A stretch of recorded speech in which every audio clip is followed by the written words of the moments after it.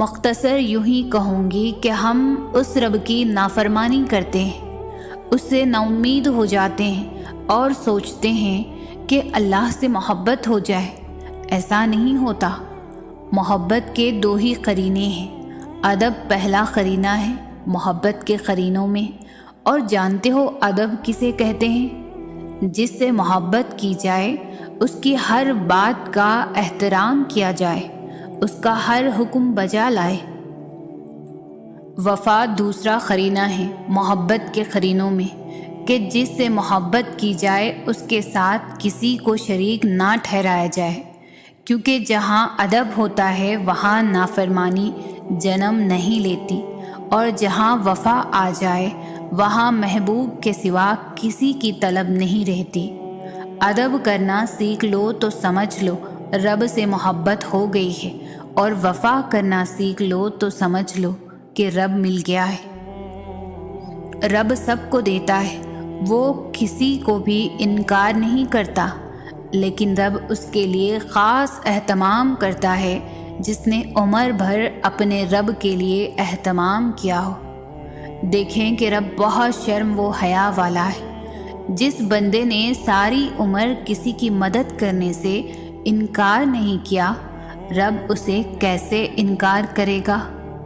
جس نے اللہ کی محبت کے لیے بندوں سے محبت کی، ان کے لیے آسانیاں پیدا کی، رب اس بندے کے کھلے ہوئے ہاتھوں کو اپنی محبت سے بھر دے گا جو شاکرین میں سے ہو۔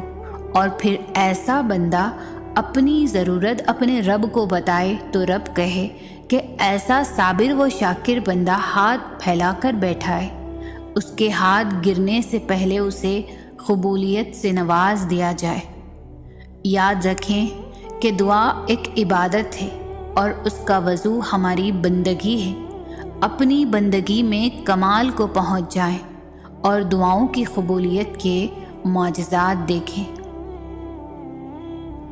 جس گھڑی میں نصیب سنورتے ہیں، کچھ لوگ تکیے پر سر رکھ کر سو رہے ہوتے ہیں، اور کچھ لوگ مصلے پر سر رکھ کر رو رہے ہوتے ہیں۔ سونے والے خوبصورت خواب دیکھتے ہیں، اور رونے والے خوبصورت تعبیر پاتے ہیں۔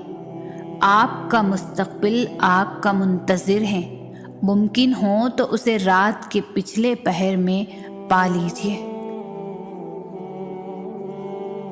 رات کی تنہائی میں اللہ سے دعائیں مانگنا، پھر بھی قبول نہ ہونا، یہاں تک کہ تھک جانا، ٹوٹ جانا کہ اللہ اب تو امید بھی ٹوٹتی دکھائی دیتی ہے، یہ عالم دیکھ کر اللہ کہتا ہے اور پھر کن کہہ دیتا ہے، قبولیت سے نواز دیتا ہے۔ میرے بندے اداس نہ ہو، میں ہوں نا تیرے ساتھ۔ تم شکوہ کرتے ہو کہ تمہیں تمہاری چاہت نہیں دی گئی، وہ تو 70 ماؤں سے بھی زیادہ پیار کرتا ہے، تو وہ تمہیں کیسے غلط دے؟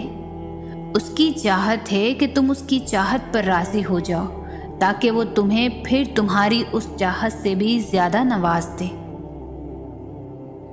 اور زندگی میں کبھی بھی دعا کرنا مت چھوڑنا، خاص طور پر تب جب دعا کرنے کی کوئی بھی وجہ نظر نہ آئے۔